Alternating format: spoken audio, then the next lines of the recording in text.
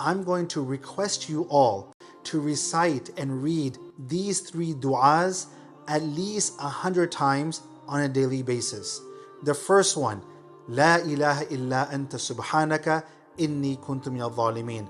Allah says that not only did we respond to the call of Yunus alayhi salam when he read this dua and we saved him from a calamity, but Allah says that He will save all the believers.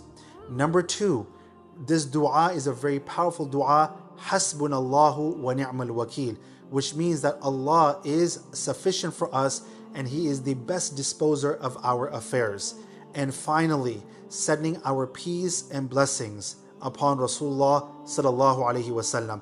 In a hadith narrated by Ubay ibn Ka'ab radiyallahu anh, he alayhi salam said that the more you send your peace and blessings upon me, the more Allah will free your heart from any type of worry. So I am asking once again all of you to recite these 3 things on a daily basis 100 times.